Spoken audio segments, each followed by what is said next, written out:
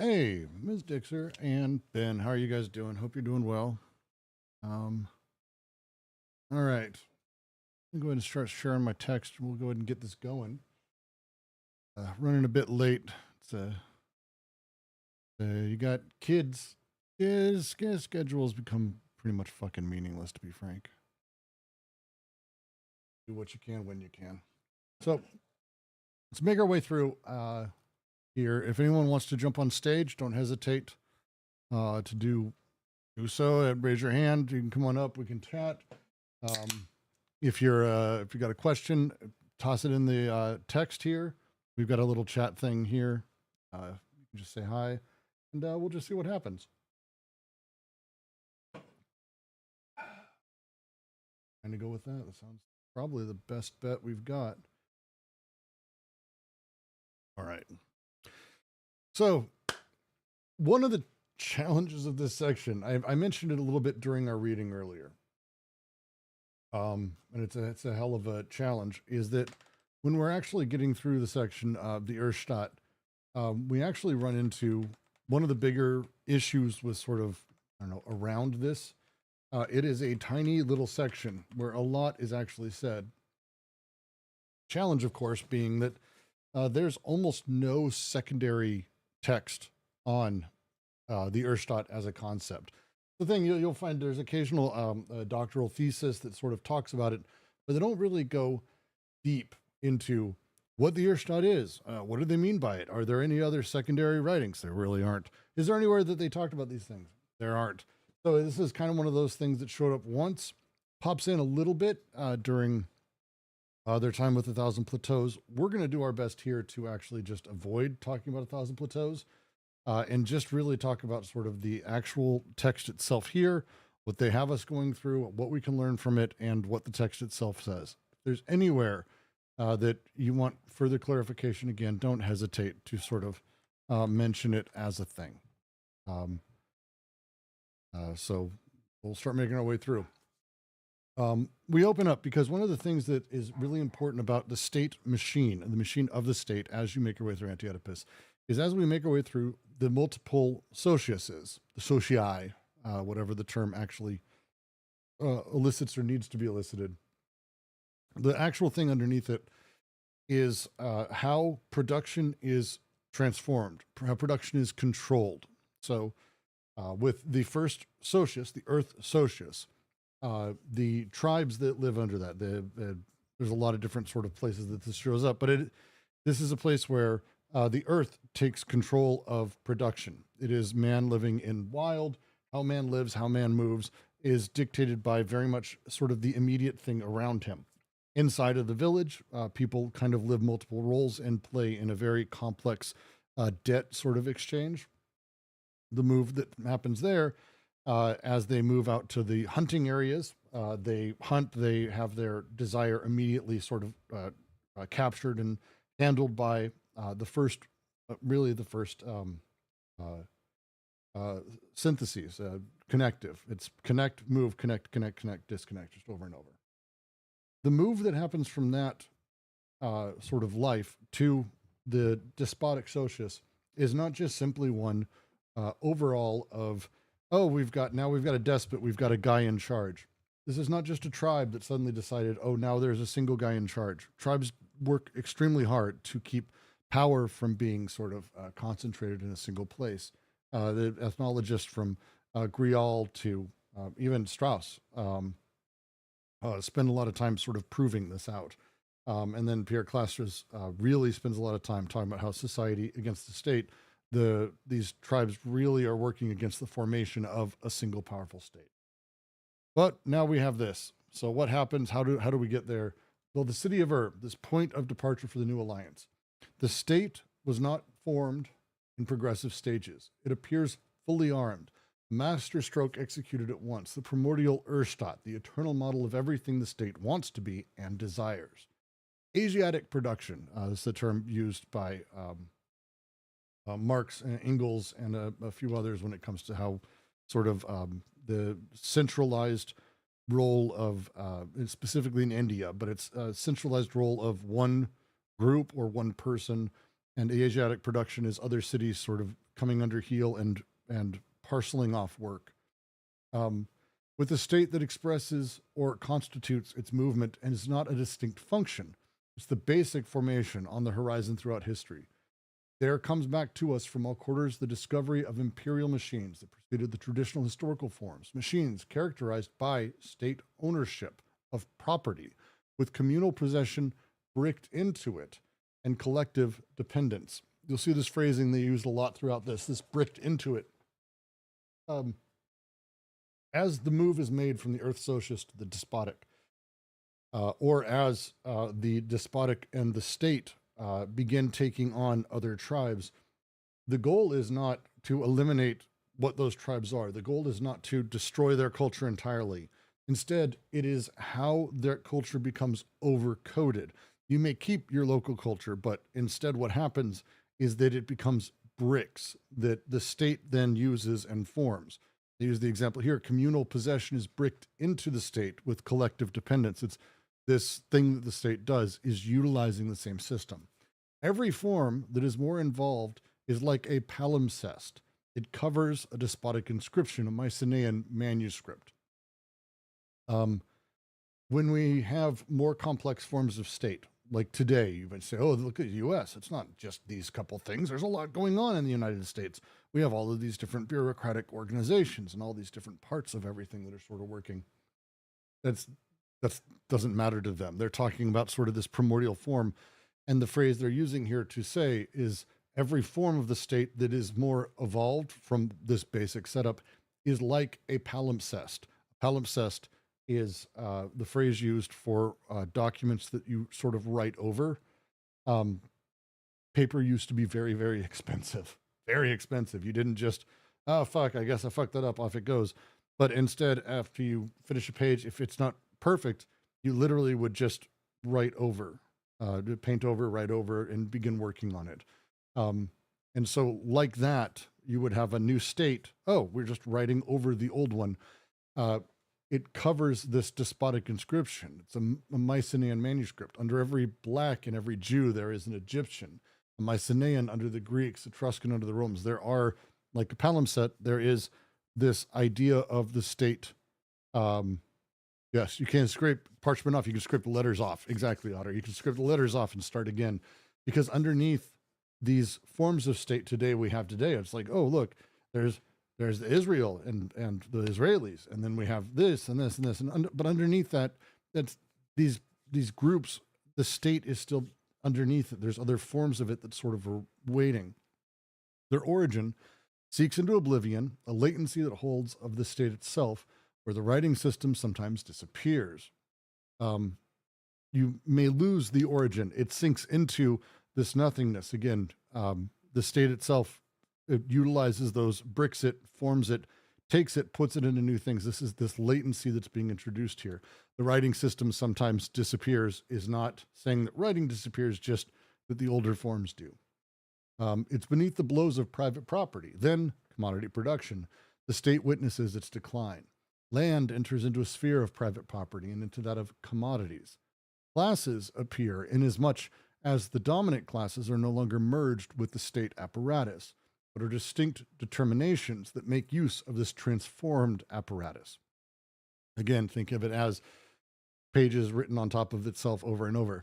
The caste system that we've had, and they talk about, like, caste systems exist in tribes. This is set up, is there. The classes appear in as much as dominant classes are no longer merged with the state apparatus. It's not that the dominant classes are one and the same, the elite as a thing. We now have classes that appear as something separate because they're distinct transformations that make use of this transformed apparatus, this transformed state that is changing. Otterwaffle says it feels like it implies layers of text where there's a previous form, but you won't necessarily remember it. So basically, yes, that's very much what it's saying. It's not that when they say writing system sometimes disappears, they again aren't saying that these things go away. It's there. It's underneath. It's this primordial version. And that's as they're going. At first situated adjacent to communal property, entering into the latter's composition, then becoming more and more a determining force, private property brings about an internalization of the creditor-debtor relation in the relations of opposed classes. We'll get to that. They kind of are going to be sort of going through that in just a moment. Again, it's a short section. They're not making like 1,000 points. It's just they're making a couple that are pretty significant, to say the least. But how does one explain both this latency into which the despotic state enters, this power with which it reforms itself on modified foundations in order to spring back more mendacious, colder, and more hypocritical than ever? This oblivion and this return. On the one hand, the ancient city-state, the Germanic commune, and feudalism presuppose the great empires cannot be understood except in terms of the UrStaat that serves as their horizon. We'll come back through this. On the other hand, the problem confronting these forms is to reconstitute the UrStaat insofar as possible given the requirements of their new distinct terminations. Or what do property, wealth, commodity, and classes signify? Signify the breakdown of codes. This appearance, this surging forth of now decoded flux pouring over the socius, crossing it from end to other end. The state can no longer be content to overcode territorial elements already coded. It must invent specific codes for flux that are increasingly deterritorialized, which means putting despotism in the service of a new class relation, integrating the relations of wealth and poverty, commodity labor, reconciling market money and money from revenues, everywhere stamping the mark of the UrStaat on the new state of things, everywhere the presence of the latent model that can no longer be equaled, but that one cannot help but imitate. When we talk about how the state sort of moves and how it forms and what it does, it's important during this. Again, they're really trying to get us to think about these core formations and setups. The section here is talking about the way that those bricks are formed. The coding, when these societies exist and codes are created inside of the Earth Socius, inside of smaller tribes, it's about making sure that desire is not escaping. The codification is incredibly important. But these codes that are created necessarily have to be overcoded, and still at the same time, during this process, the forms that are sort of made to reconstitute the UrStaat insofar as possible, given the requirements and new determinations. This setup, as the new system is sort of installed, it is the breakdown of those old codes. The appearance surging forth of new decoded flux pouring over, crossing it from one end to the other. This setup happens as the state comes in, as the despot comes in. He's talking about latency. Otter's asking. He uses latency 3 or 4 times in 2 pages. Does he mean it in a Freudian sense of child development or being slow and in the background?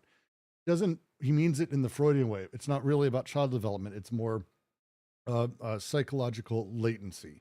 The idea that there is something underneath. When we talk about the Mycenaean manuscript, for example, the latency has entered. These things that are eventually going to come out or should eventually come out or feel like they may appear. We don't know them, we don't recognize them, but the latency exists because of how the state overcodes. This is the setup. And so you're right in the sense that it is mainly in Freud talking about children, but that's also the final line of this paragraph. The Egyptians' melancholy warning to the Greek echoes through history. You Greeks will never be anything but children, because that's the sort of condemnation that happens with the latency of the state. You kind of exist in that position. It's one of those things. I don't have a lot of secondary text on this, as I sort of have mentioned. But the setup that they're talking about, I kind of want to talk about from State and Politics. 2 seconds, sorry. To read a little bit from that, because I think it's probably, I'm actually not sure if there's another book that has any of these things actually discussed in it. It's really tough to find these things. Where do I want to go? It would be imprecise to see what D&G are doing as a renouncement of the requisites of historical materialism. The aporia of impossible identification of the state form to the materiality. Let me actually change what I'm sharing here. Second. Here we'll get the front up on.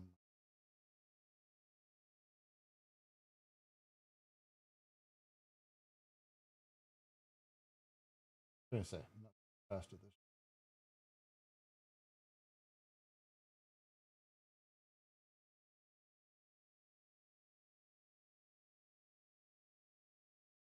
All right. Windows, come on.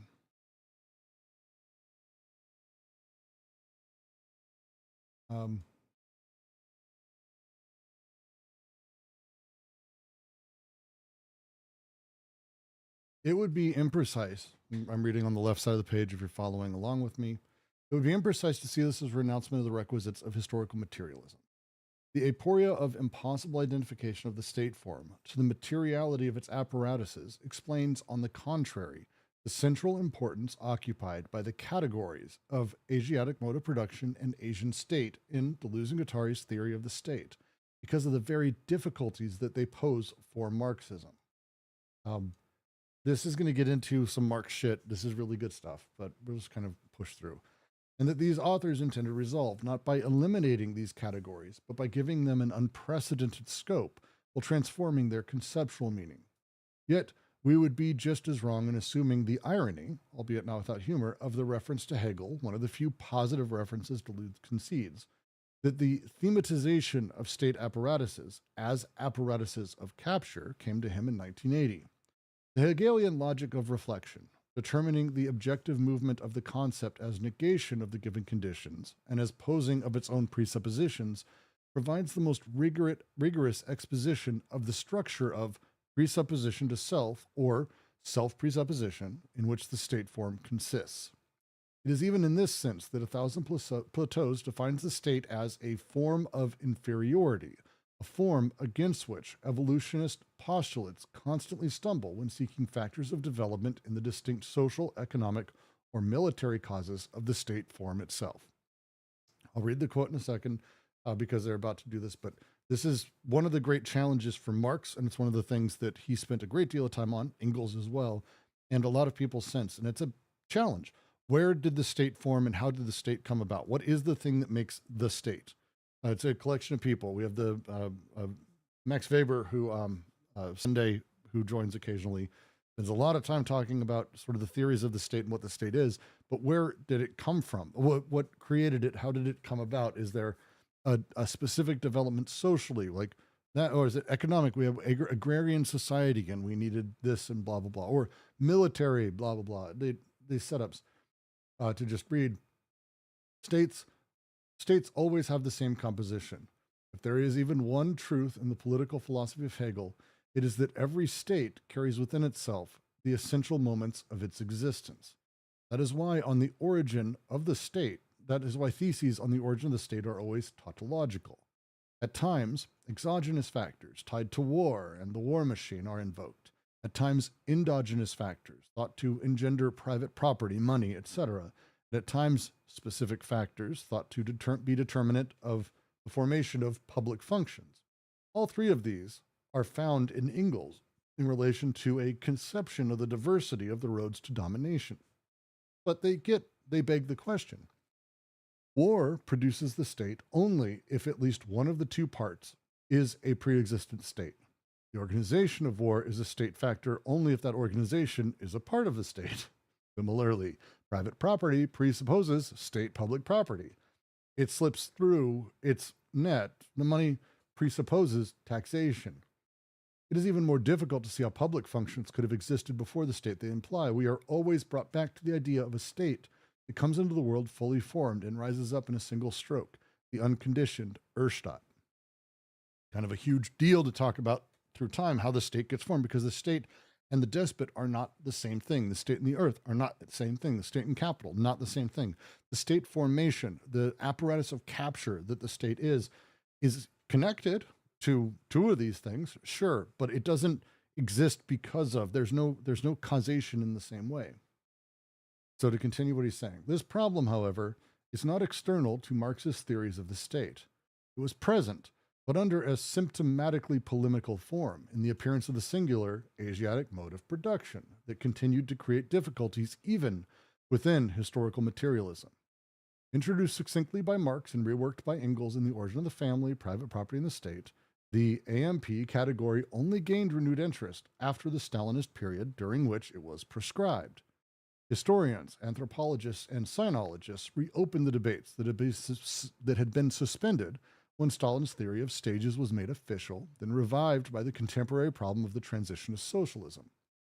Wasn't the Asiatic mode of production a weak hypothesis that Marx finally abandoned after reading Morgan, as Plekhanov argued in Fundamental Problems of Marxism? They're bringing up all the critiques of this idea. Or is it a mode of production in its own right? Or is it, according to the theses issuing from the debates organized in 1931 in Leningrad, a quasi-feudal formation of transition because a primitive communist mode and ancient mode of slavery? Or could it be, according to the interpretation established by dialectical and historical materialism, that was dominant among Soviet Orientalists under Stalinism, an embryonic form of an ancient mode of production stuck at a primitive phase of the evolution of slavery? All these are critiques that came out shortly after Stalin introduced it and it became a thing. Political resonances can also be felt in these theoretical problems, particularly in the controversy raised by Karl Wittfogel's study, Oriental Despotism, which appeared in France in 1964, and they reference a few times in this book, and which had ideological political proposals that rendered its theoretical propositions unreadable for many. Wittfogel took up the question of the Asiatic mode of production by combining the construction historically informed by an ideal type paradigm, he called them hydraulic states, and an approach comparing this model to contemporary state formations. With the aim of renewing the understanding of this mode of production by identifying the functions of its bureaucratic power apparatus, this study introduced a series of tensions into the presupposition of classical Marxism. It led to considering the state apparatus not as a dominant authority guaranteeing externally the conditions of appropriation of the surplus of social work, but as a power of organization that is directly economic and socializing of work that internally conditions the relationships of production that make the surplus possible. If you get that, I can save it out. It's a hell of a fucking statement, and it is kind of super central to what they're talking about in this very short section of the book. I can revisit too if someone wants. Initiator of major monumental hydraulic and urban projects, agent of the monetization of income and exchanges through taxes and credits, creator of commercial markets under control of public powers, initiator of planning in embryonic or developed form, the Asiatic or tributary state. This refits into. Sorry, I'm also streaming on YouTube, and I don't want to fuck the people on YouTube over by not having it legible, at least some minor. Posterity and all that. Good. Now on the top of page 34, if you're following along. The Asiatic or tributary state organizes surplus labor and conditions the surplus production that it simultaneously appropriates. Referring the Asiatic mode of production to the imposing apparatus of bureaucratic power that frames it, Wittfogel's study opened an awkward perspective in relation to the instrumentalist conception of the state as an instrument in the hands of the dominant class. Oh, the bourgeoisie created it, the power people created the state in order to control people, et cetera, et cetera, et cetera. As it presented a mode of domination and exploitation of the labor force by a state apparatus that produced its own dominant class, or rather, its political religious domination of castes. Thus, Wittfogel's work was not only an invitation to a comparative evaluation of bureaucratic power in despotic imperial formations and in the modern history of capitalist states, it took direct aim at Soviet bureaucracy and did not fail to elicit passionate critiques from the defenders of the planned economy by giving state Marxism an embarrassing filiation. Quote, one may recall the insults addressed to Wittfogel for having raised the simple question, Wasn't the category of the Oriental despotic state challenged for reasons having to do with its special paradigmatic status as a horizon for modern socialist states? It nonetheless leaves open a problem of understanding what this paradigmatic status consists of and the nature of this horizon. This is the goal. This is what they're trying to take on here. This is the critique they're trying to give full rise to. How do we get to the state? Well, it's because the nature of power, when it is centralized in this way in a debt-based economy, operates in this fairly bureaucratic way, and all the parts are there. It's built itself and comes forth at once. This problem that we had just described imposes a shift from this evolutionist understanding of the three types of social formations presented in succession in Chapter 3 of Anti-Oedipus. We're going through them now. Under the rehabilitation of these categories of Ferguson, Montesquieu, and British anthropology of the 19th century, the savage, the barbarian, and civilized men, those are the three stages in Anti-Oedipus. There's a reason they chose those names. A law of three states seems to be developed on first reading, juxtaposed like states on a linear axis of evolutionary chronology. That the differences in the conceptual status and the logical value of the three categories, respectively put into play, territorial social machines or lineal, despotic, and capitalist, prevent their identification with evolutionary stages or with these ideal types of comparative sociology. The primitive type is an ideal type for which the unity comes from reason, theoretically subsuming a plurality of really heterogeneous societies, and thus only comparable in an extrinsic matter. Capitalist type has not only the theoretical, but the historical unity of a singular universal in the sense of an absolutely singular process of universalization, historically contingent on its singularity, the capital. The expanded reproduction of the capitalist relation to production, the correlative expansion of its social and geographic base. There you go. But Deleuze and Guattari, however, give the despotic type of unity an entirely different nature. Real unity, omnipresent, currently or virtually, in every social field, not only in the so-called Asiatic or tributary formations, which simply present the purest conditions, but also in stateless societies, in modern societies themselves, and everywhere under the paradoxical form of the return of an origin that never took place. From that point, it is impossible to say that the relationship of this type to the two others is one of evolution or even periodization. Basically, sociologists generally talk about sort of the constructive evolution of societies building on each other, but they very clearly have inserted very bluntly the opposite, that no, we have this weird fucked up thing in the middle with the despotic with the state formation. This is not an evolution. This is an all at once shift. This is a completely different setup. Anchoring the hypothesis of the UrStaat in the theory of Asiatic mode of production produces this paradoxical effect of imposing the conceptual construction, not of a paradigm of the state, but a paradigmatic moment of every state, a moment of abstraction, ideality, and transcendence as an objective dimension of every historical state. This dimension is designated by the notion of an UrStaat, which is never given as such, but is struck with latency like the Freudian Ursinn, your point otter waffle, and yet always and already given by concrete historical states. In other words, always presupposedly by them. At play here is not only a fixation of a trans-historical invariant, but the elucidation of the temporal structure that this invariance takes in historical formulation. A structure of forgetting, disappearance or latency, and return that makes each concrete state appear to be the reactualization under variable historical conditions of an abstract paradigm that forms its pre-existing horizon. The problem is no longer one of chronological anteriority, but a scission of time that defines the relationship of the state to its own historicity, an extra of the state form in relation to its concrete historical reality, such that each state appears in the reactualization of a latent and presupposed original state already required by its own historical beginning, still at the horizon of its later historical evolutions, developing an eternalizing effect that is one with its objective being in the history of societies. When I say, and I've said a few times, He's not just talking about the formation of the state here. This is not a idealization of the state. There's a completely different move being made here, talking about the creation of this UrStaat, this idealized seeming organization of these things that somehow always comes back and is yet also forgotten. The same process, the same moment in the reformation of the state. We can talk about all of the revolutions that have happened, all of the overthrowings, all the states invading each other, states being overthrown from within, yet the state showing back up. And we can say, oh no, these are just evolutions of the state.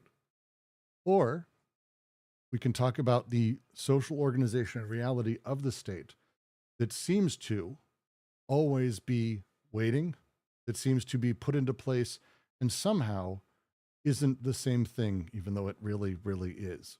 It's an extraordinary process that they're going through here. And this is what the UrStaat as a concept is trying to sort of elucidate and bring out.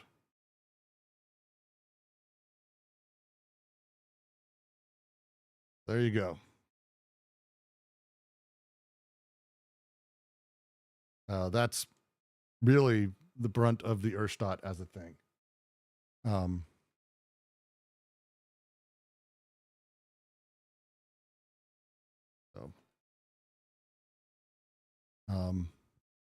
It's a lot more than people think. It's actually, honestly, it's one of the more, for being this tiny little fucking section and thing people don't talk about, it's one of the more actually important concepts.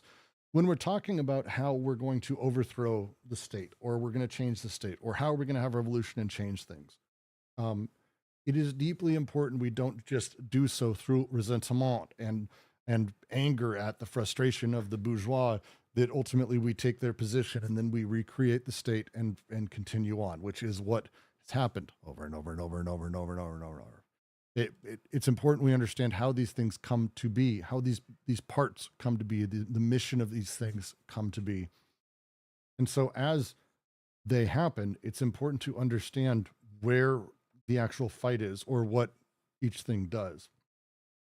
And there's actually a lot of parallels between this and other elements that I think is worthwhile going through also. To continue the next paragraph, I may just read like a couple parts from this. This is again State and Politics from Guillaume Subertin Blanc. It's as far as I'm aware, the only book actually written on the state and the UrStaat concept. So to sort of lay it out again, from where we're at, we exist in the capitalist socius. The capitalist socius is very complex. Not super going to get into it today, exactly how it functions.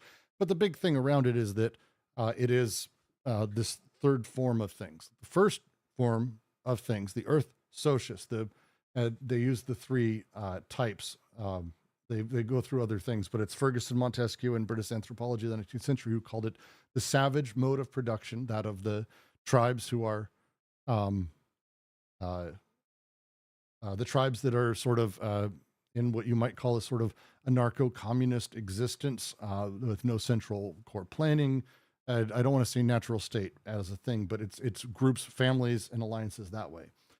At some point, these groups get subsumed under a larger power, that of, they called the barbarians, the despotic, the singular god, man, that all production is due to and due from. And then the capitalist mode, which we'll get to, actually we're about to move into our reading. We'll be getting there Tuesday morning. But the shift between the first two has an extra little thing that's created because of the way that the despot operates, the way that the despot works. The despotic, because of the nature of controlling production, handing out edicts, very simple things that necessarily have to happen in any sort of hyper-centralized situation. This introduces the state, but it's not that the state sort of is like this evolution of things. Oh, it's a step in this because of these 92 things. As he's been saying in here, there's a fucking problem in Marxism. It's a problem in sociology. How does the state come to be? What are the evolutionary parts that made these things happen? Well, it's actually not so much evolutionary parts. It's the way that you make this move to the central planning, as Wittfogel said, suddenly becomes this sort of secondary thing. It's, to read again, Wittfogel took up the question of the Asiatic means of production by combining the construction historically informed by an idealistic type paradigm, hydraulic states, and an approach comparing this model to contemporary state formation. Hydraulic states in Wittfogel is literally states that became about the management of water. Something tribes didn't do is build gigantic, massive water systems. It's one of the first things that the barbarian socialists did, the despotic socialists. The aqueducts are a great example of this. They're not alone in that, reservoirs, but the aqueducts for sure, like an amazing example of this. Control of water became like one of the wonders of the world for a very, very decent amount of time. But anyway, he had this ideal type paradigm and an approach comparing this model to contemporary state formation. So he compared the hydraulic states and how they operated to current. The aim was to renew the understanding of this mode of production by identifying functions of its bureaucratic power apparatus. This is the hydraulic state. The study introduced a series of tensions into the presuppositions of traditional Marxist historical materialism. It led to considering the state apparatus not as a dominant authority. This is how Marx wrote about it, and actually a lot of Marxists sense that the state is a dominant authority guaranteeing externally the conditions of appropriation of the surplus of social work. This is the idea that the state exists to be constantly working for and in the benefit of capital. As Marx wrote about this Das Kapital, there's a lot more there. I'm oversimplifying, and I have to. We're on fucking YouTube and Discord. But this is what traditionally, it's like, no, wait. Instead, can we think of it as a power of organization that is directly economic and socializing of work that internally conditions the relationships of production that make the surplus possible in the first place? It's a very different reality. Instead of thinking of it as this extrinsic thing, oh, we can eliminate the state, and the state is just a part of this larger machine and it's in place because the ruling class needs to destroy and they want to control. But what if it's not? What if it's actually just sort of the nature of this interaction of things, and it's this organization of stuff? The power of that organization actually is the state. And this is actually directly economic and socializing of labor that internally conditions the relationships of production that make the surplus possible. That it is doing that managing. It is doing that internal building. The state is not some odd thing out there, but instead is introduced in this barbarian setup. This is the thing. It is the initiator of major monumental, hydraulic, and urban projects. It is an agent of the monetization of income and exchanges through taxes and credits. The state is the creator of commercial markets under the control of public powers. It is the initiator of planning in embryonic or developed form. The Asiatic or tributary state organizes surplus labor and conditions the surplus production that it simultaneously appropriates. You'll start to see some very specific things about how maybe it's a little bit similar to how Oedipus operates within the syntheses, but that's for another discussion for another time. To continue this, to continue the next little part. This split temporality that makes each state appear as always already there and yet always reborn, reactualizing an origin that never occurred and that nonetheless conditions the opening to history, of which it will appear after the fact to be the real subject, has the effect of making the alternative between materialist and idealist conceptions of the historicity of state into an aporetica.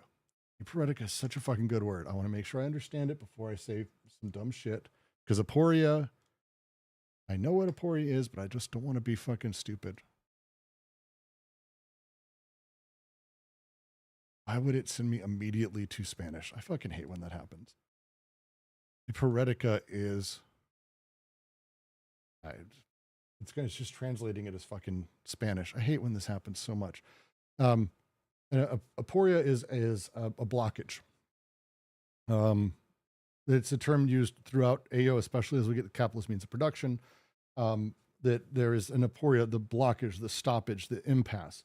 The state works as a block. It is the thing that produces lack, and lack is a positive thing. It is a thing that blocks production. It is in the way. It is an aporia.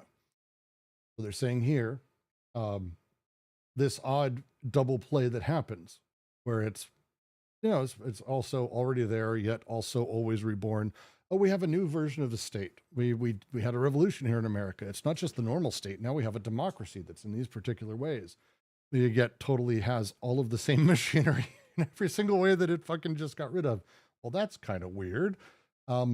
This thing has the effect of making the alternative between materialist and idealist conceptions into an impasse, because this thing is both idealistic and materialistic. With the idealist conception making the concept of the self-movement of the state the genetic principle of its own temporality, the materialist conception reducing state transformation to forms of historicity produced by heterogeneous social relationships.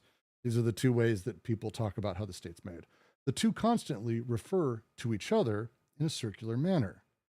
If the state produces the historicity in which it develops, or if it is inscribed in a historicity that's not derived from it, and of which it has no moment subject, then we encounter the same paradox of a historicity in which the state break remains unassignable. Because both these versions presuppose the state existing in some form, they actually can't kind of exist. It doesn't work that way. Thank you, Otter Waffle. Yeah, see, it's in French, it's going to be, critique. It's a great fucking word. It's not a word we use in English in a challenge.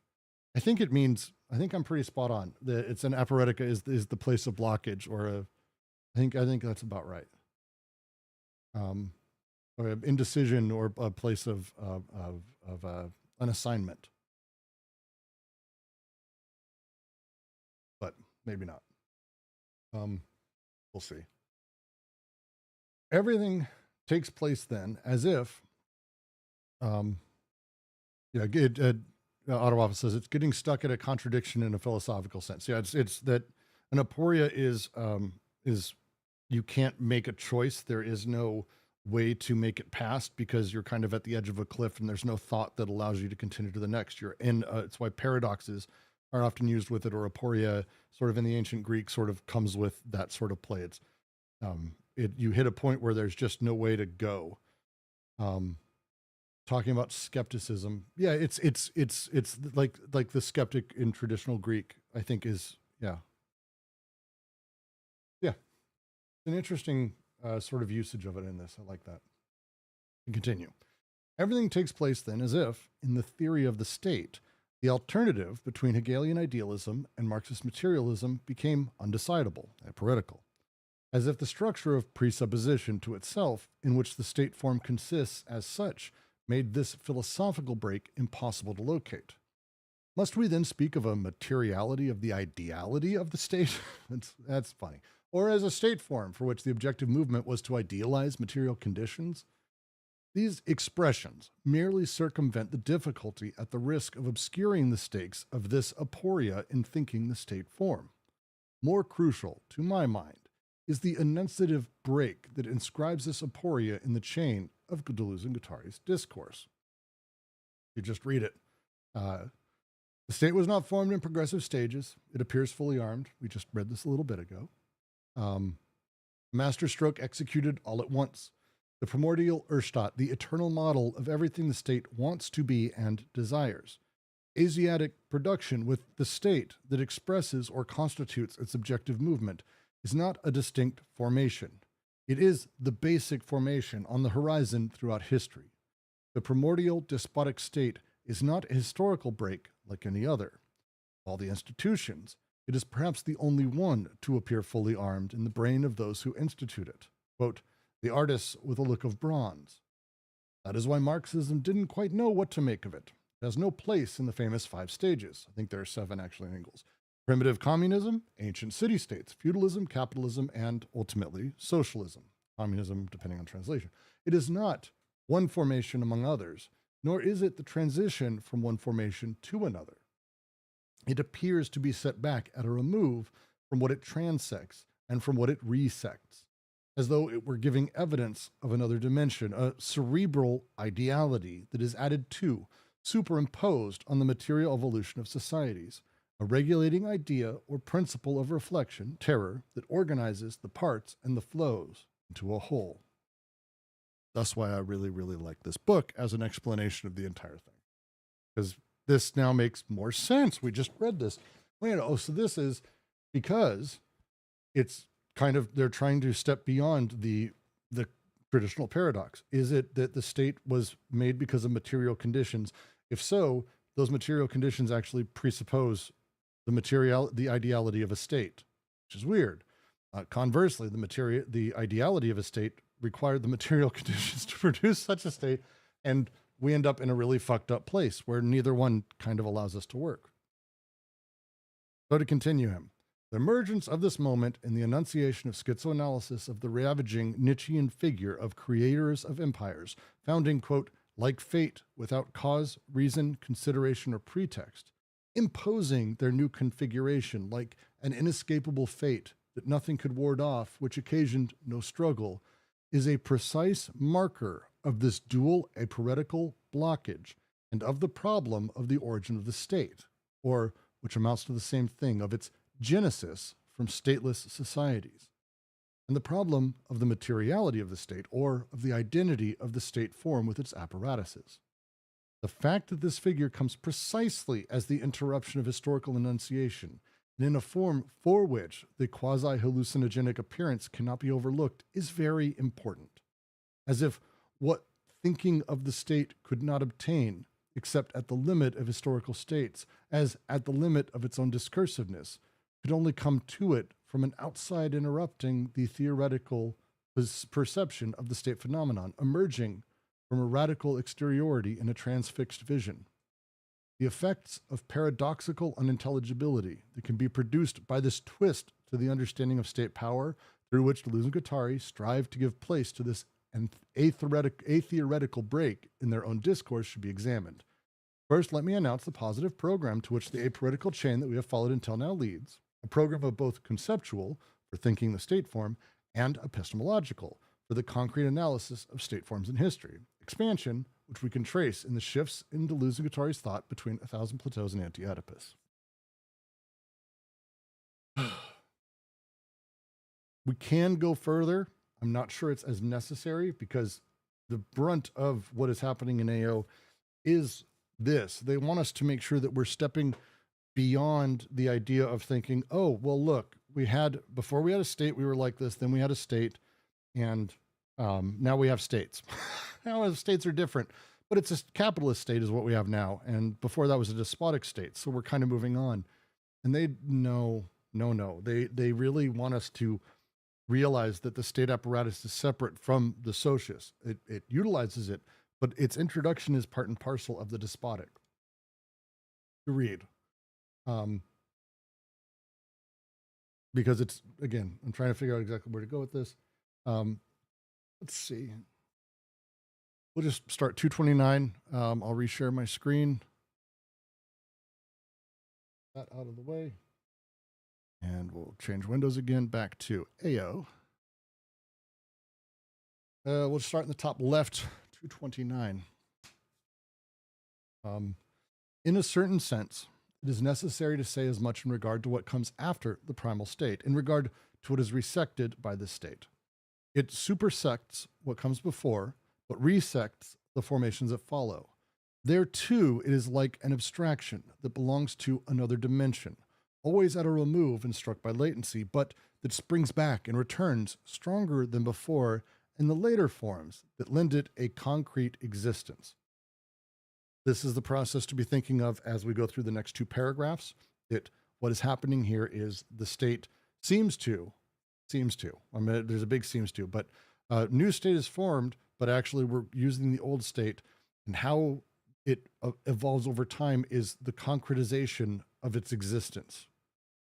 The return brings that concretization. It's going to be really important. Just follow that because you'll see them saying it in 5 or 6 different ways here.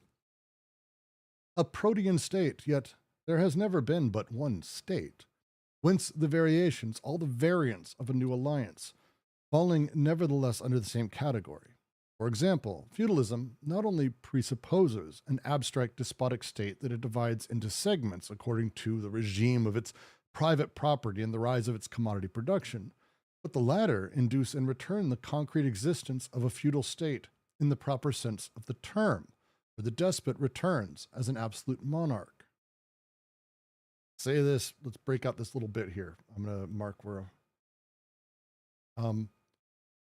Feudalism not only presupposes an abstract despotic state that it divides into segments according to the regime of its private property and the rise of commodity production. Feudal societies existed by literally dividing up the property privately into townships and feudal lords. And those feudal lords were then responsible for varying degrees of production, taxation. If they were on the sea, they were the fish. They were bringing in the fish. If they were mining, if they were blah, blah, blah.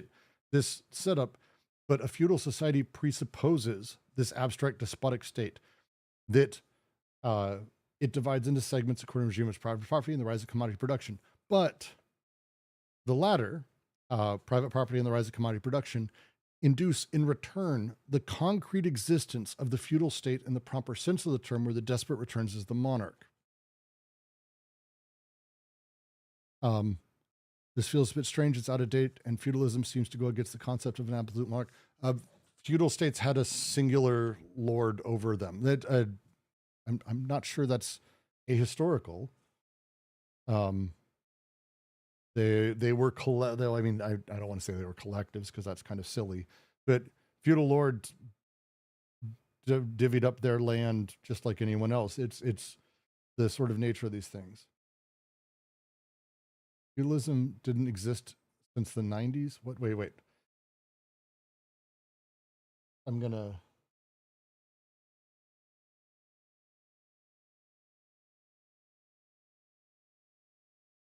I'm not, maybe I'm not understanding. My grasp, feudal societies. I'm having a back and forth with Otterwaffle in chat. It was written in the 70s. It's dated. All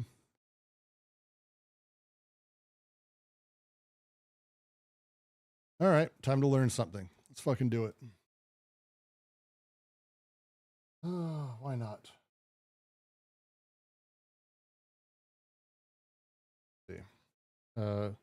Feudalism didn't exist. Maybe I'm. Oh, god damn it. Feudalism. Let's do Ask Historians. Save me some fucking time.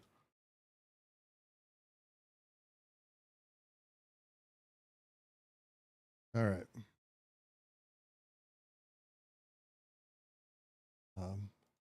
Okay. Here we go. Okay, so fine. God damn it. I hate when this happens. I'm learning something.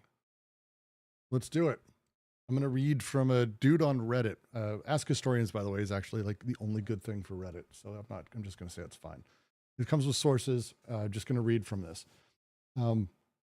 Medieval people never used the word feudalism or thought of themselves as living in a feudal age. The word comes from the Latin feudum or fief, although until the 12th or 13th century, the preferred term was beneficium. Feudalism was coined and described by legal scholars in the 16th, 17th century. They created a theoretical construct that held sway until the last years of the 20th century and still regularly appears in college textbooks. To explain why they reject the term now, we can start with a pioneering article by Elizabeth Brown in 1974 called The Tyranny of a Construct, Feudalism and the Historians of Medieval Europe. Okay, I'm going to actually share this because this is fascinating. I love learning new things. Why is this not showing? Not showing up as an option there anyway.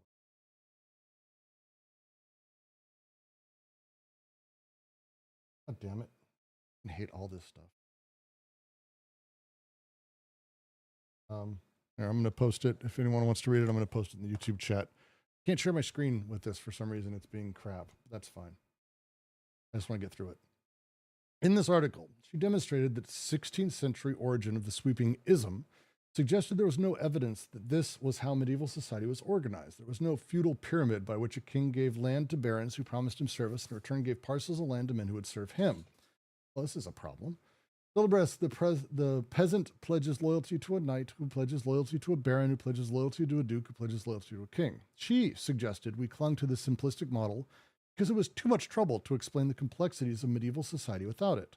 But medieval society was much more complicated, with social and political arrangements taking all sorts of forms across this period. Feudalism vastly oversimplifies a much broader variety of relationships. Her article generated all sorts of discussion and reevaluation of the concept. Feudalism became an F word. Ha ha ha, that's cute. In 1994, a firestorm really erupted when Susan Reynolds published Fiefs and Vassals, the Medieval Evidence Reinterpreted, a dense book full of evidence to suggest that most of what we call feudalism, lords, vassals, oaths of loyalty, land in return for military service, was not at all a widespread arrangement in medieval Europe. Melissa Snell has written an excellent summary here, link, with a detailed explanation, but I will let her sum it up. The conclusions that Hughes and Hotman had drawn from Libri Feodorum, a 12th century compilation of feudal law that Reynolds says was theoretical, were therefore inaccurate. Actual feudal relationships were few and far between, because most grants of land were not based on an agreement of military service. Some were bestowed as rewards for past service or payment for continued or future service without specific oaths of fealty or any understanding the land was held on condition of service to the lord. The land didn't necessarily belong to nobles to begin with. The authority of a nobleman might have come into play in confirming that the free men had the right to occupy the land. That didn't mean the nobleman or the king owned it. It wasn't at all uncommon for the land to be owned outright by a free man or knight. Furthermore, this is fascinating. Furthermore, vassalage was not a common relationship. Oath of fidelity did take place, but the holding of the land by the free men was not necessarily contingent on his upholding that oath to a lord. Society was by no means dependent on feudal relationships for stability. Even when the monarch was weak, there was an expectation that all men were subject to the king and should therefore follow the king's laws. Well, this both reinforces and they're writing outdated, but it does reinforce exactly what they're talking about, though, which is fascinating. The point is this: in some places that sometimes you can find some people involved in the classic lord-vassal relationship, land in return for military service. But it was not at all characteristic of the arrangement of medieval society. Feudalism is an abstraction that very inaccurately describes medieval society. At best, we could probably speak of occasional instances of vassalage. The lord gives land to a vassal in return for something, or maybe lordship, which suggests the political, economic, or social power of the warrior aristocracy. Fascinating. So, not terribly. It's fascinating. So it's not actually terribly. It's not wildly far off from what they're talking about.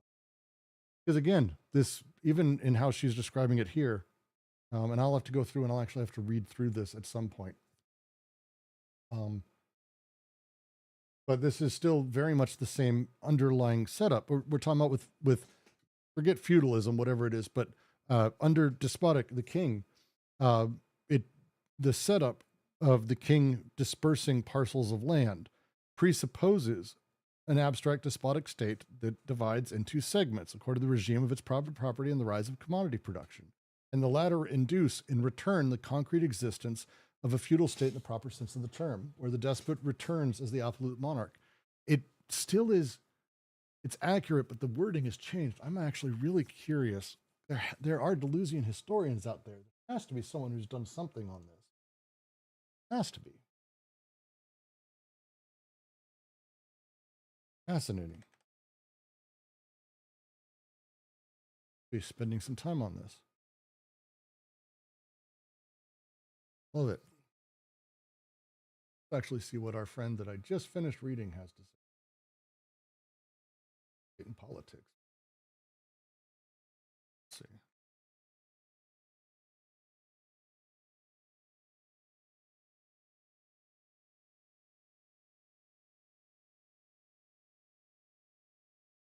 UrStaat, real identity. Products early on, bureaucratic power, oriental static state.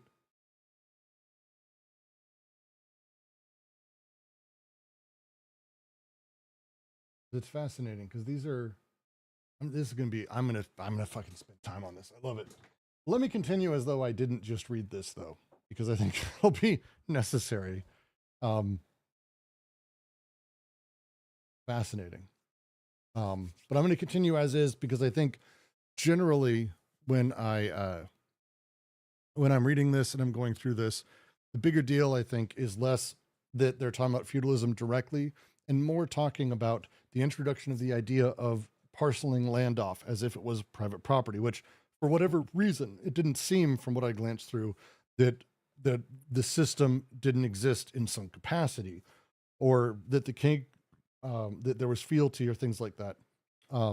It's an extraordinary sort of setup, but the despotic with the king or with the godhead, my understanding of this is still going to be that until I read otherwise. And I will begin to read otherwise. Otterwaffle, if you have anything for me, please. I love reading about this shit.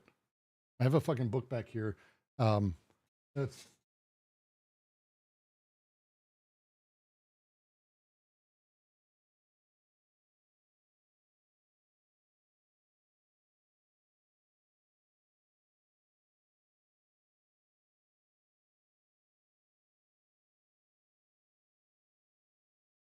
Pollock wrote this great book.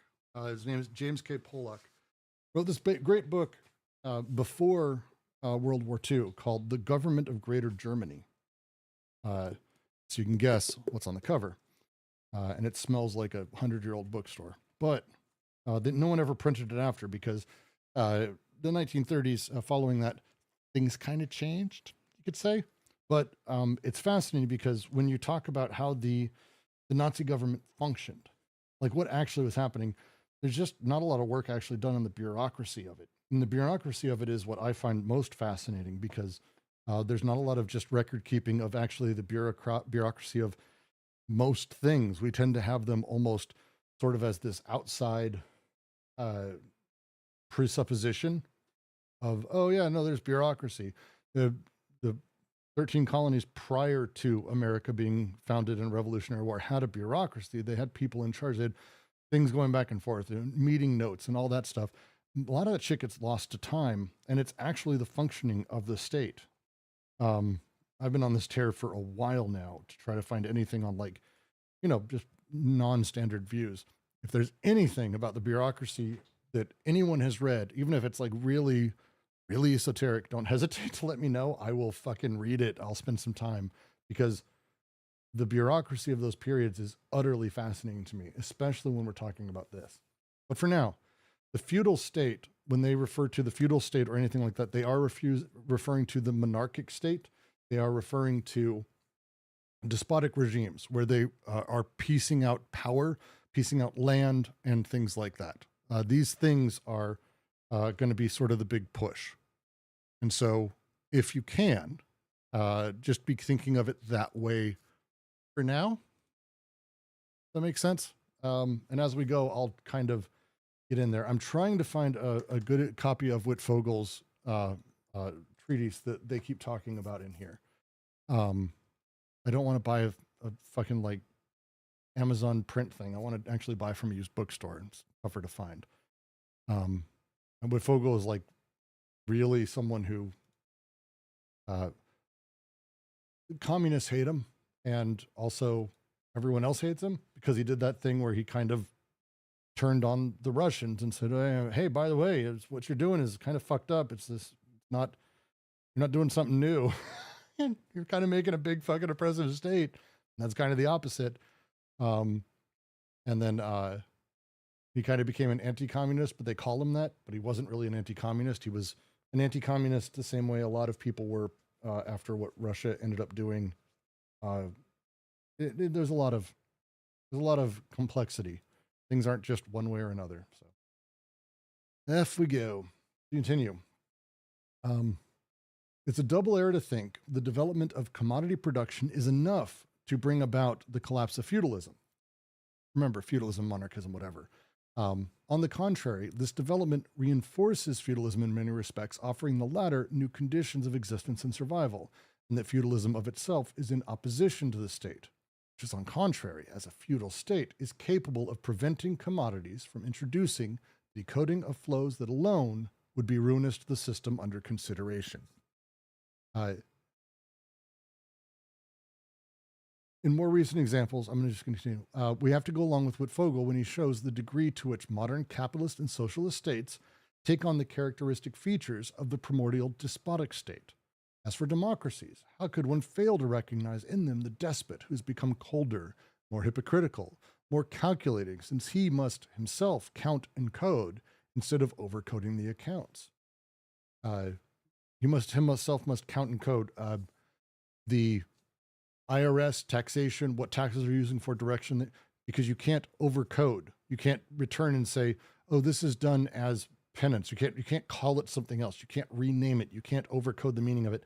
It's necessarily just those things that's coming in. It's got to be done colder. It is useless to compose a list of differences after the manner of conscientious historians. Village communes go here, industrial societies there, and so on. The differences could be determining only if the despotic state were one concrete formation among others to be treated comparatively. But the despotic state is the abstraction that is realized in imperial formations, to be sure, only as an abstraction, this overcoding immanent unity. It's a different type of immanent than he usually says. That's important. The E is the important deal there, the immanent unity. The idea being here, again, the movement of the state as it reforms becomes more concrete. This is a big fucking deal. He's going to say this a lot. It's important. But specifically, the despotic state is an abstraction that is realized in imperial formations, to be sure, imperial states, the name an imperialist state, but only as abstraction. It overcodes the immanent unity, the power hierarchical unity, by being called the state. It assumes its immanent concrete existence only in the subsequent forms that cause it to return under other guises and conditions. Being the common horizon for what comes before and what comes after, it conditions universal history only provided it is not on the outside, but always off to the side, the cold monster that represents the way in which history is in the head and in the brain, the UrStaat. Such a fucking good paragraph, such a good setup.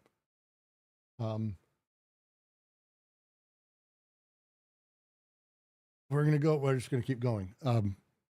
How the state becomes concretized to what we have today with these excessively complex bureaucratic systems, and how we've made its move from the abstract to now, what the machines and the machinery works. He's going to lean heavily on idealism, Otterwaffle, but it's not an idealism per se. He's leaning on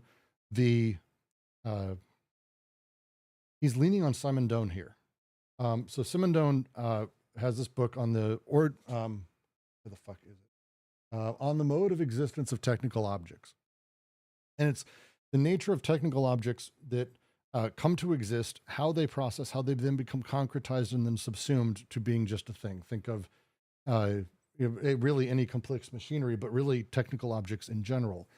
It's not an idealism that he's really leaning on. It's the process of idealization and abstraction that then becomes concrete through use and exacting. So they do this a lot. The machinic unconscious, the way that they talk about sort of how paralogisms operate or how our unconscious operates, it doesn't rely on idealism, but idealism affects it, like the way we consider things and how we think of stuff. And it's not concrete. These abstracts are part of the process. And over time, as the abstracts are sort of presumed, and then we build the things out, we actually actualize them and concretize them. Eventually, they stop being ideal and become material.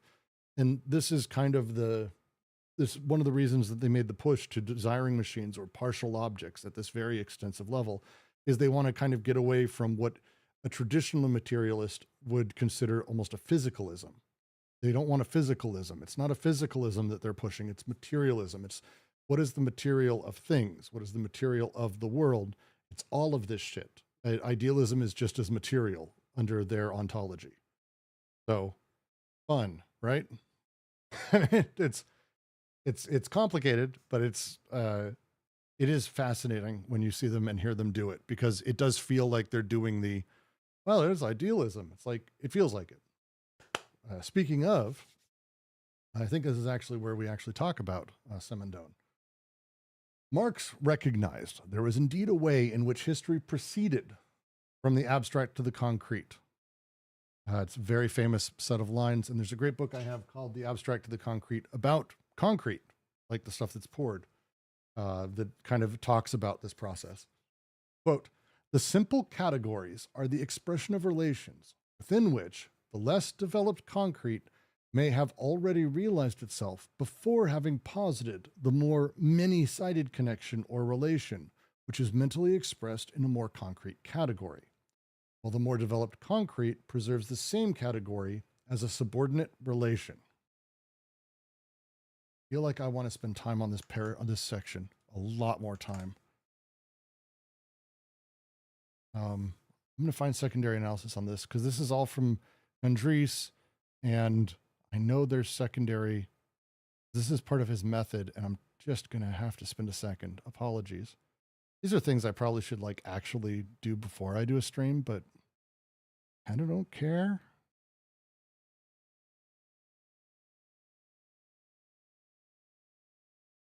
Not going to find a good example quickly of this because this is the challenge Marx was trying to do is trying to come up with how, I mean, really in this section, he's talking about sort of the process of concretization in general, how value gets created, how labor comes to be, how labor moves from the abstract to the concrete, how anything moves from the abstract to the concrete, because things exist abstractly, but then they become a concrete living whole at some point.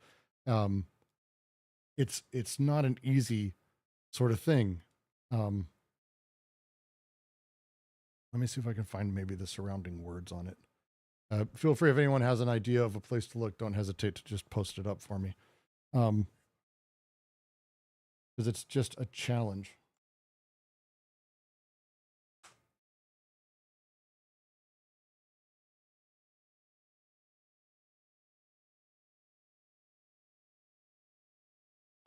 Because it's just complex shit. And this is like, there's so much here. Fuck. I'm trying to think, because the first time it comes up is a critique of Hegel. No one ever has fun with that. No one fucking wants me to talk about a critique of Hegel because no one understands Hegel. So fuck, a critique is not going to go anywhere. It's going to be a challenge. All right. I'll read the next little bit. This is by no means the process by which the concrete itself comes into being. For example, the simplest economic category, exchange value, presupposes population. Moreover, a population producing in specific relations, as well as a certain kind of family or commune or state. It can never exist other than as an abstract, one-sided relation within an already given concrete living whole. This is exchange value. It's the abstract. But as a category, by contrast, exchange value leads an antediluvian existence. Therefore, to the kind of consciousness, and this is characteristic of philosophical consciousness, for which conceptual thinking is the real human being, and for which the conceptual world as such is thus the only reality, the movement of categories appears as the real act of production, which only unfortunately receives a jolt from the outside, whose product is the world. And this is, again, a tautology. This is correct insofar as the concrete totality is a totality of thoughts, concrete in thought, in fact, a product of thinking and comprehending, but not in any way a product of the concept which thinks and generates itself outside or above observation and conception, a product rather of the working up of observation and conception into concepts. The totality, as it appears in the head, as a totality of thoughts, is a product of a thinking head, which appropriates the world in the only way it can, a way different from the artistic, religious, practical, and mental appropriation of the world. The real subject retains its autonomous existence outside the head, just as before, namely, as long as the head's conduct is merely speculative, merely theoretical. Hence, in the theoretical method too, the subject society must always be kept in mind as a presupposition. But do not these simpler categories also have an independent historical and natural existence predating more concrete ones? The movement of this is what they're talking about. The movement of these simple categories are expressions of relations which let's develop concrete may have already realized itself before having been posited, the many-sided connection and relation expressed in the more concrete category. This is the process of the creation of technical objects. Sevendon, worth reading. To continue, the state was first this abstract unity that integrated subaggregates functioning separately. This was the state. This was the first version of the state, the king doing a bunch of stuff. It is now subordinated to the field of forces whose flux it coordinates and whose autonomous relations of domination and subordination it expresses. This move is odd, but it's important. The state was first an abstract unity of integrated subaggregates functioning separately. Hey, look, we have a state. I'm the king and you're the fucking priest and you're going to be the guy who does this, the guy who does that. Hey, look, we got all this stuff. But those things they're not the ones determining the rest. It switches. It's the state. This is subordinated to a field of forces whose flux the state coordinates, whose autonomous relations of domination, subordination it expresses. The organization of the state is not the creation of the state as the thing, but it began as this abstract quantity that then serviced this. It was in service of the forces that were at play. It's no longer content to overcode maintained and imbricated territorialities. It must constitute, invent codes for decoded fluxes of money, commodities, and private property. It no longer of itself forms a ruling class or classes. It is itself formed by these classes, which have become independent and delegate it to serve their power and their contradictions, their struggles and their compromises with the dominated classes. The state is this is the description of the state. This is so good. The state as it is now is not placed in control or under the order of these of itself. These people aren't in control of the state. The state as this idea, as this abstraction, becomes concrete in the actions and forces that reinforce it and are pushed through it. The people who control the state, the elite classes, and I think there's a lot to be said here as we go forward, but in older times, especially the elite classes, the bourgeois versus the proletariat, the ruling classes aren't formed of the state. The state is formed by those classes, which are independent and delegate the state to serve their power and their contradictions, their struggle and compromises. It is no longer a transcendent law that governs fragments.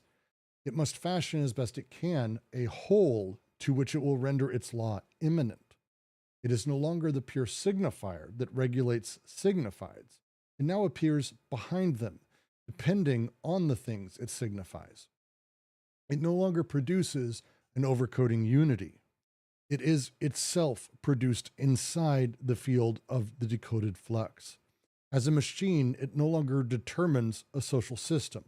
It is itself determined by the social system into which it is incorporated in the exercise of its functions. In brief, it does not cease being artificial, but it becomes concrete. It tends to concretization while subordinating itself to dominant forces. The existence of an analogous evolution has been demonstrated for the technical machine. This is Simondon. When it ceases to be an abstract unity or intellectual system reigning over separate subaggregates to become a relation that is subordinated to a field of forces operating as a concrete physical system. This is the shift they're trying to get us to make to understand how the state came all at once.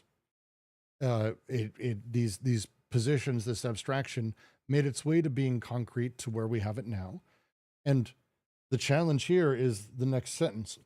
Isn't this tendency to concretization in the social or technical machine precisely the movement of desire?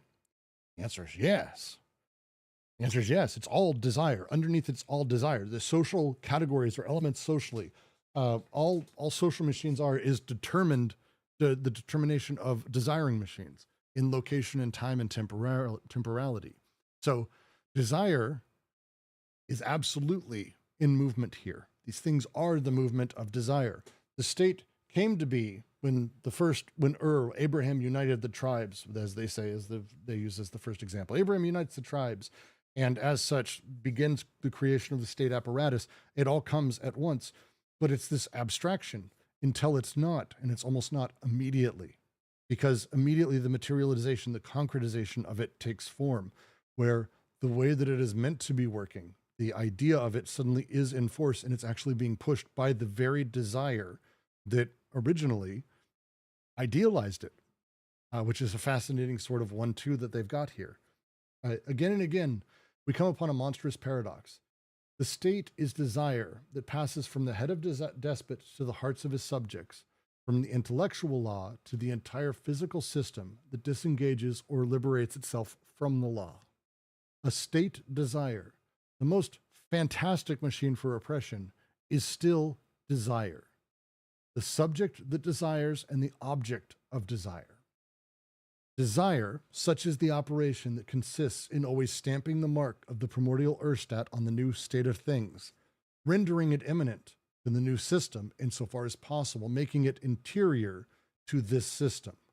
As for the rest, it will be a question of starting again from zero, the founding of a spiritual empire, there, where forms exist under which the state can no longer function as such in the physical system.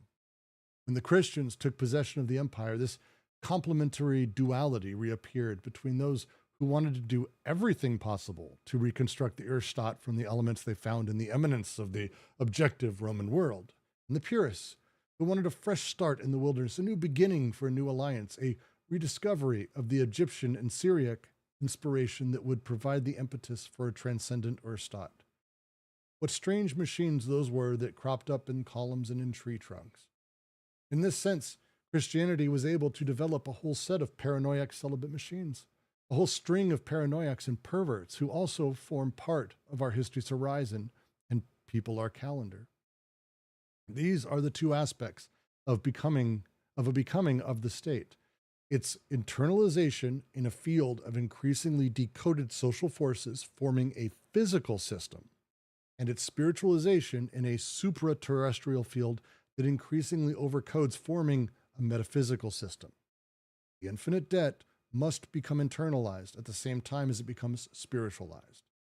The hour of bad conscience draws nigh. It will also be the hour of the greatest cynicism, that repressed cruelty of the animal man made inward and scared back into himself, the creature imprisoned in the state so as to be tamed. Prior to capital. Great little section. Fairly certain that's Nietzsche. Guessing, though. It's just good. I just really like it. I think it's good. It's a completely different way of thinking of the state, and that's the thing that I like about this, because again, when we're talking about what are the pieces, and we go back to the first question of Anti-Oedipus, the one that matters, which is Reich's question: why do men desire their own repression? Which he saw after Nazi Germany, and like why, and how can you not ask that looking around the world? Why do men desire their own repression? You can't just simply say, oh, it's the state that does it. Or it's the state. That's totally what's doing it. It's the state. The state is desire, so that doesn't work. But what then? And it's desire forms these things. Desire works through these things. Determined desire becomes these things. These are the setups, and so it's understanding these are the pieces. How do you break them apart? Otterwaffle. Great question. Is this completely descriptivist, or does he imply a solution or an action? There's two parts to this duology, Anti-Oedipus and 1,000 Plateaus. In Anti-Oedipus, this is much more of a bit of a blueprint for how desire operates as we do it. It's a universal history sort of working through. And then the end of the book, final chapter, is the introduction to schizoanalysis, where they believe they've placed, and I agree with them, that they've placed sort of tools to begin working with to undo a lot of this and to work against it. Mille Plateaux, 1,000 Plateaus, which is the sequel to this, is intended to be read after this and in view of this to find and build weapons to do these things. So it's not so much that they're putting together these things purely descriptively. They are trying to explain how desire operates, works, and changes through a multitude of different operations in order to create the system that exists now, which is historically and socially determined. How we got here, what the machines and the parts are, so we're able to identify them, and then how we're able to break them apart. And that's why having this specifically pulled out, it doesn't have to be this way prescriptively. No, he's not saying that, but he is saying a little bit of a understand that this is what haunts societies. And that's kind of why they reference Pierre Clastres a lot, Society Against the State. There is a way that desire forms socially and comes at once, and how these things work and how we haven't been able to get around it. The same would be said of Oedipus. Now that we have Oedipus, it's not so much like we have to have Oedipus, but we need to understand, here are the machines that are working around us. Here's how desire is being manipulated by them and also creating them at the same time, which makes it fun. And with that knowledge, here are the tools you can use in order to undo that within yourself and socially. That's kind of the operation that they're going through. The next bit, as we get through the rest of chapter 3, is to work through how capitalism operates, because it is not just a simple adjustment. We keep the state apparatus, but the despot takes on a different role, works into a different thing. Pieces from the despotic state stick around. The imbrication of it makes its way into the capitalist machine and the civilized system that we have now. And here, it's a very different type of brutality and way that these things come about. But there's also another set of movements that they see as liberating, that are sort of countervailing winds. And so it's a lot. It's a lot. The rest of this, I think 223 is another 70 some pages. Literally will take us probably 4 months to get through. Maybe 5. I think the first reading, it took us 6 months. Second reading, it took us 5. I think this reading is going a little long, but I like it that way. And that is the UrStaat. That's the UrStaat. Otto Waffle says, there seem to be a lot of religious metaphors starting at the first few sentences, coming back clearly at the end. They like religious metaphors. Because it's not really metaphors in the way that we commonly use them. They're being very particular in how they use these things. They really want us to think of, Deleuze as a thing isn't a fan of analogy.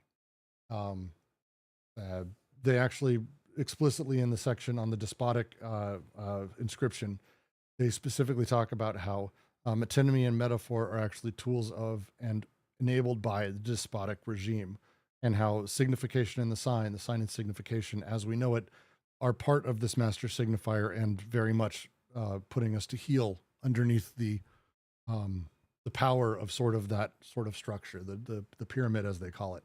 So they really fucking hate metonymy and metaphor. So analogies in there too.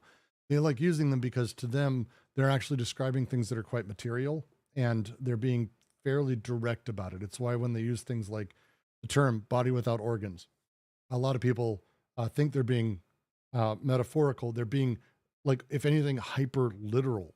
And it takes people a lot of times like, what do they mean by body without organs? It's like, they literally mean that. Like, what would your body be without all of the organs? Like, just take all the organs out. What's your body? Who is you? Who are you without anything productive? And somehow you're able to imagine that. That means that's the BW. It's the arrangement of things that appears to be the whole, but is not and is the collection. So they often are saying things, they mean it very literally. And so when they talk at the end here, and it makes me think, because they're talking Jacques Le Carrier, who 100% was in the 60s and 70s group who was revisiting sort of old Christianity in France. It's really fascinating because they're talking here, especially in light of what you mentioned earlier with like feudalism sort of being debunked, maybe for the best term. It now makes me want to go see the strange machines he's talking about that cropped up on columns and in tree trunks, because this is what he's referring to is the time when we would call it feudalism, or I would have called it feudalism up until today. That this thing that was happening across the Germanic tribes or across Europe in these areas, these odd machines that appeared, the odd doubling of the state inside of that. What are the machines that existed? I actually now have to go read. I'm excited about that. It's a Jacques Le Carrier in The home of Ray do. Okay. Authored by a guy named Arthode, not Artaud, Artho. Goddamn French people. To read the footnote. First come gentle paranoiacs who install themselves close to the village, then withdraw into the desert, where they invent astonishing ascetic machines, expressing their struggle against the old alliances and filiations. This is the St. Anthony stage. Next, communities of disciples are formed, monasteries, where one of the main activities is to write the life of the founding saint. Celibate machines with a military discipline, where the monk reconstructs around him in the form of ascetic and collective constraints the aggressive universe of the old persecutions. This is the St. Pachomius stage. And finally, the return to the city or village, armed groups of perverts who assign themselves the task of struggling against the dying paganism, the Schnudi stage. Like Schnudi, I just like saying that. More generally, concerning the monastery's relation to the city, see Lewis Mumford again, who talks about an elaboration of the new form of ermine structuration in terms of monasteries. Really fantastic. City and history and its move is fascinating.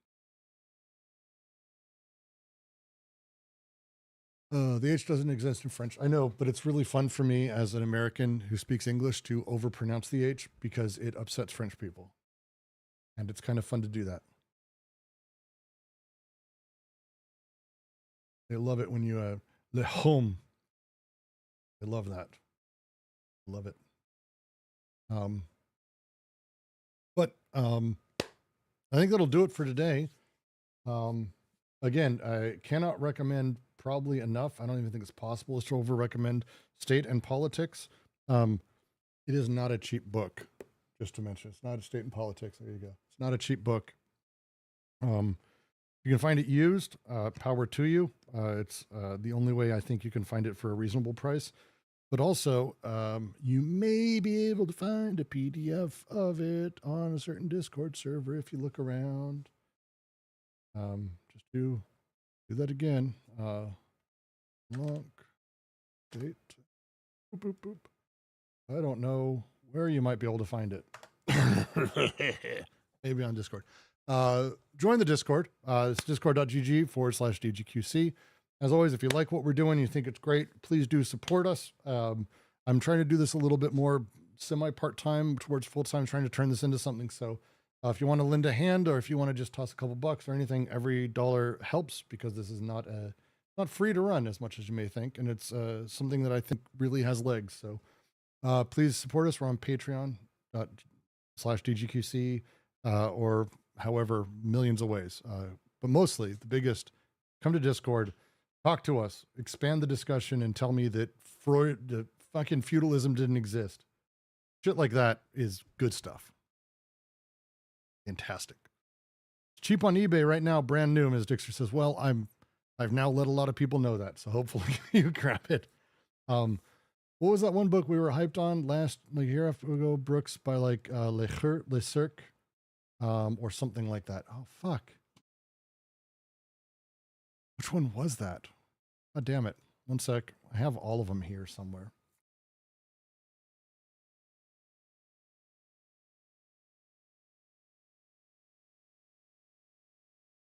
One sec. Let's see what we've got today. Was it Le Clerc? No, that's not a fucking name.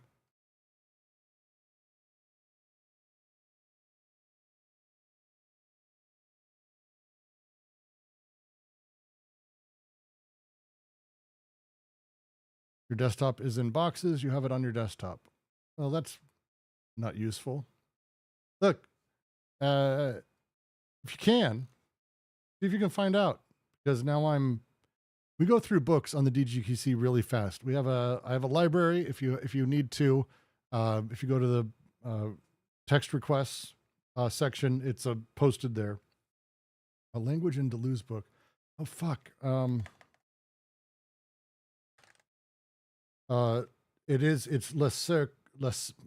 I'm anglicizing it. Le Cercle. The fucking name is Le Cercle. That's why I remember this. It's Jean-Jacques Le Cercle. Lecercle. 100%. It's from our Logic of Sense reading. Absolutely.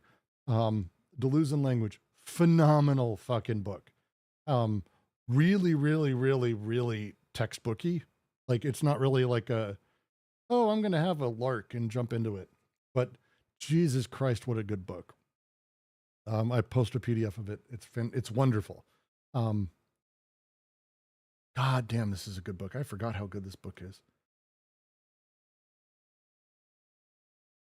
Oh, God. Oh, now I need to reread this. I love it.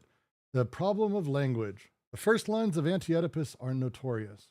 And they go through, and actually a decent translation of it they made themselves.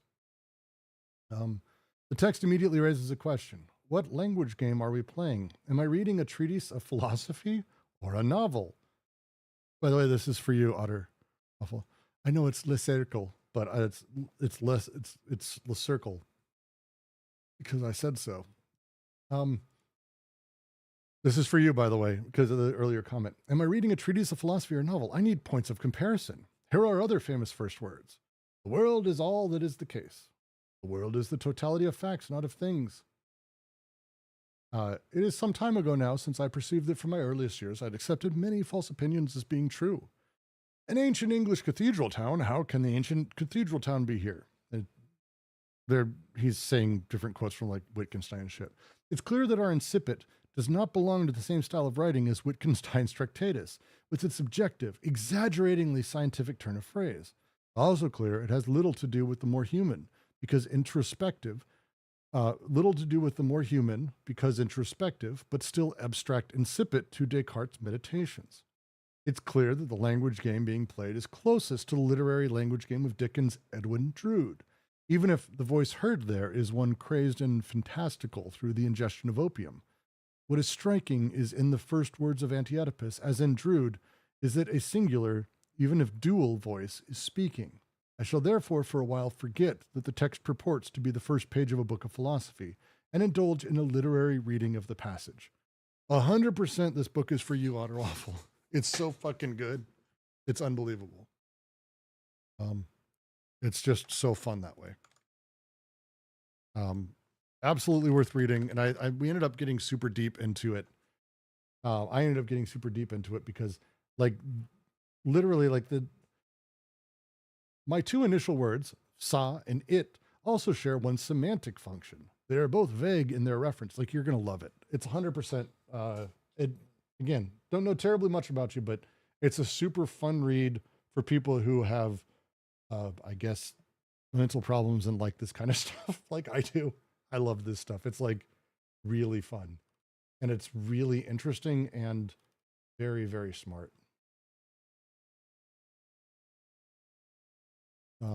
He quotes Deleuze. Just love this. This is Deleuze directly.